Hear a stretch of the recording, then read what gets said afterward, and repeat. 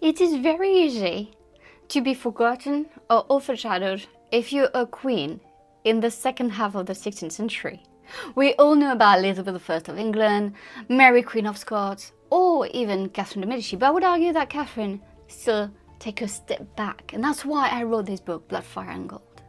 In this video, I want to talk to you about another queen that was so powerful, incredibly intelligent, but who was also a true pain in the ass for Catherine of Medici, and a true Protestant ally for Elizabeth I.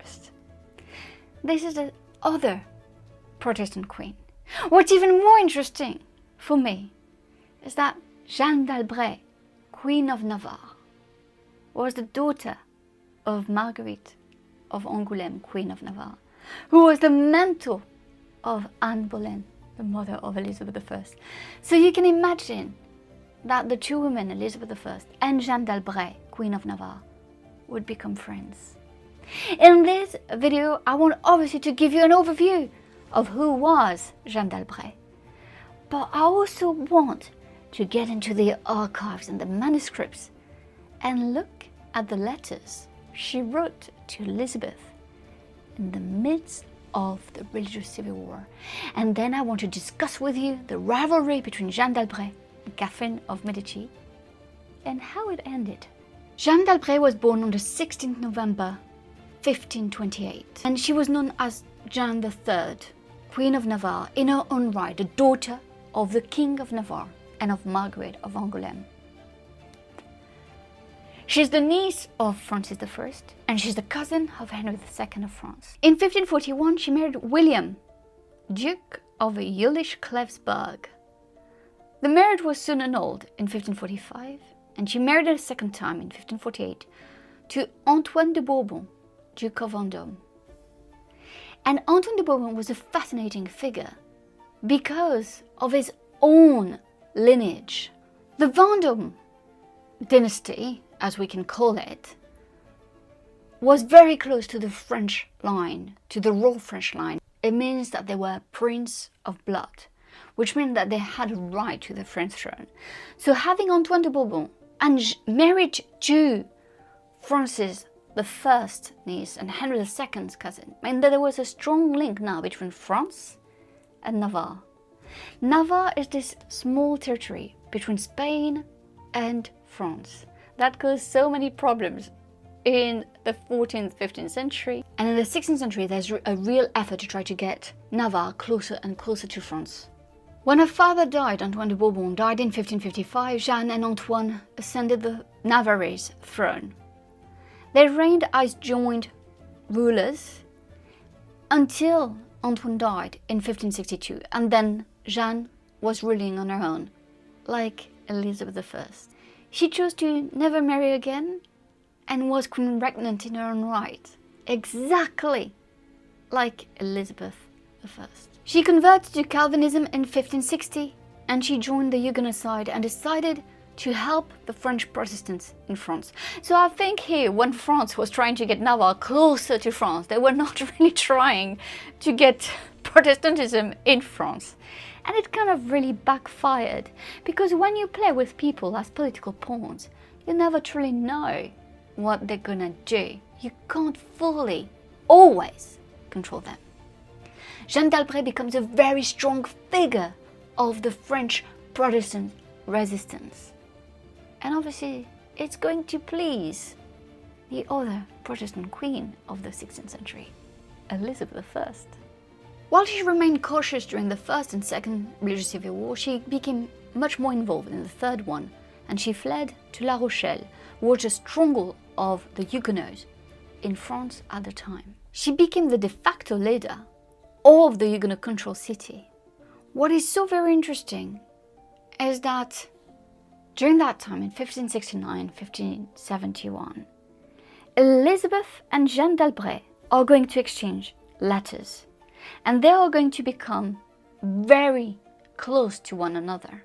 Jeanne dAlbret exchanged letters not only with Elizabeth, but also with the English ambassadors. They saw in her a real leader for Protestantism. She's championing the English ambassadors, the English values, all over France, and she really promoted the idea that England could be a true ally to the Huguenots, the French Protestants. And so she really built that relationship, and she really tried to build that strong relationship between her and Elizabeth. On 13th April 1569, Jeanne dAlbret wrote a letter to Elizabeth, and you see her kind of a secret, almost correspondence here. And she continued to ask for protection and aid from the English. And here we're in 1569. We know that Elizabeth and Catherine had a war, you know, the Queen's War. And check my video about the Queen's War if you want to understand what's happening. Is when Elizabeth tried to get involved in the French affairs. After that, she's very much more cautious the way she's going to do it. And with Jeanne, it's all about secrecy, it's all about a network. There's no longer a huge amount of money or men that Elizabeth can send. It's more or less, she's still sending help to Jeanne and to the Huguenots, but Elizabeth is much more cautious. But what's very interesting is that in that letter, we do have Jeanne dAlbret asking for help. So we know that there is a secret correspondence between the two women. We know that Elizabeth and Jeanne are working against, in many ways, the French crown, and against, in many ways, Catherine de' Medici. In this other letter that I'm showing you right now, we have Jeanne begging for a strong trade between, you know, Navarre and England. And obviously the trade involves corn, meat, but also gunpowder, because Jeanne dAlbret is at war and she intends to win that war in France. It's a really bloody religious civil war. And that's where the rivalry with Catherine is going to become very strong, because Catherine understands that Jeanne dAlbret will never stop until that the right to the Huguenots to pursue their own religion is going to be granted. The problem that Catherine had at the time was not the fact that she was not tolerant herself. That is not true. I think that, you know, tolerance is a very big word in the 16th century. I think, you know, it's not the type of tolerance that we have today. Though you can even agree that it's quite hard to achieve, depending on, you know, where you look at. But let's not go down that road. What I'm saying is that Catherine was a pragmatic queen, a pragmatic ruler. The problem she had was the ultra-Catholics, notably the Guises. And what I want you to understand about the religious civil wars is that really it is a power struggle between big houses, big noble houses. So you have the Guises, you have the Bourbons, so you have Navarre, and all of these people are prince of blood. It means that they all have rights to the French throne. And obviously Catherine is with her sons and trying to really hold it together, because she had a very strong husband, but he died at only 40. And then she's left with all these, you know, sons with her, but which is good. She's then in charge of to ensure that the dynasty, the Valois dynasty, is not going to crumble. Unfortunately for her, it's exactly what's going to happen. But I want you to put yourself here in the midst of the 16th century with different houses, and it's not about religion, it's about power. Now, when I say it's about power, I don't believe that Jeanne dAlbret really wanted to defy the Valois dynasty, because she's from the Valois dynasty. Her mother is a Valois, and so I think there's no need for her to kind of overthrow them.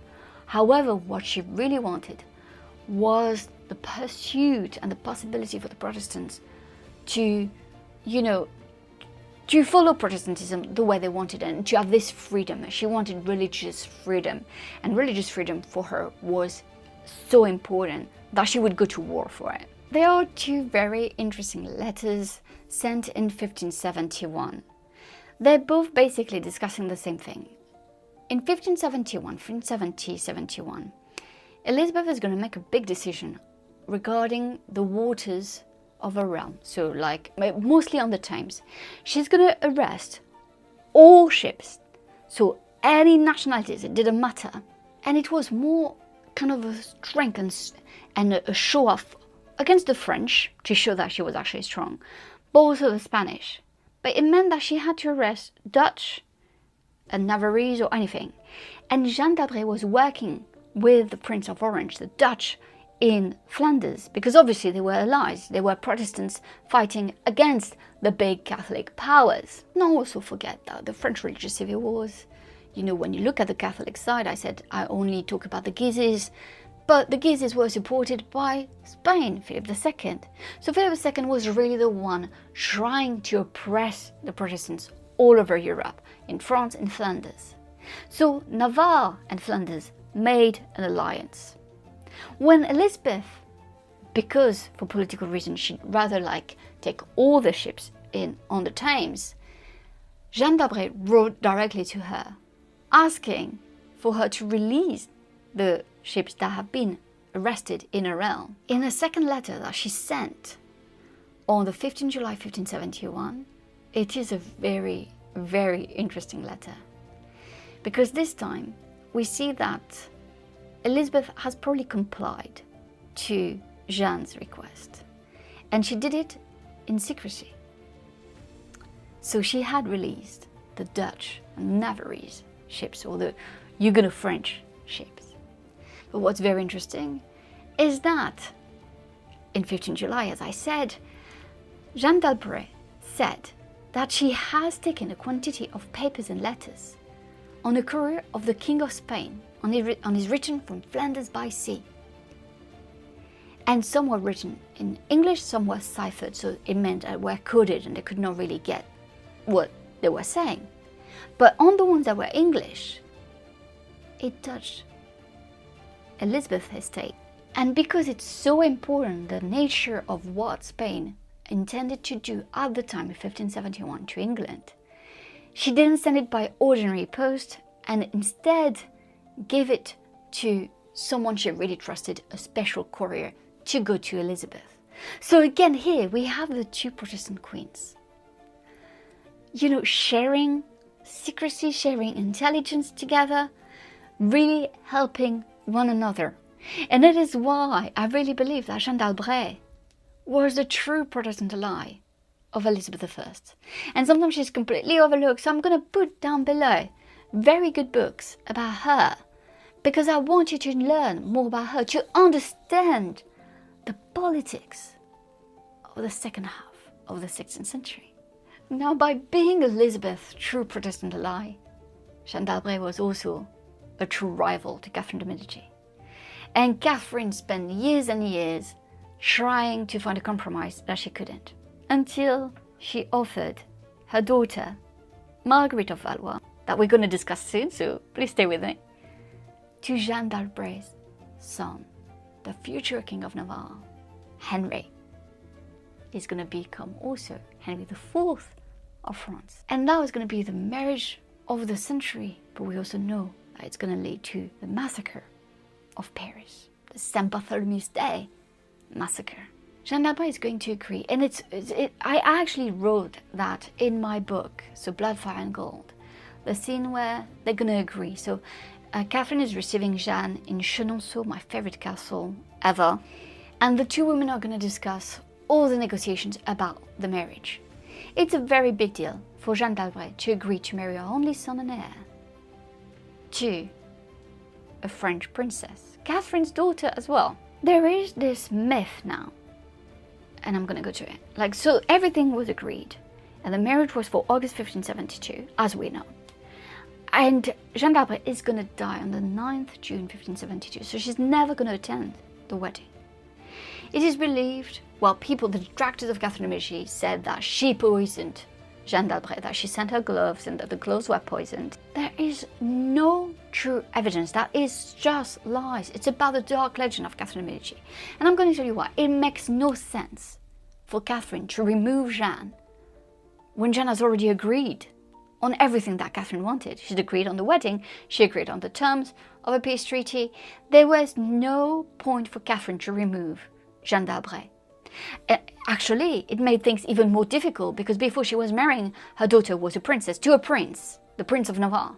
But now he became King of Navarre. So how did the ultra-Catholics, like the Guises and even Spain, how were they going to react? How were they going to take it? Because now Margaret was is going to become Queen of Navarre.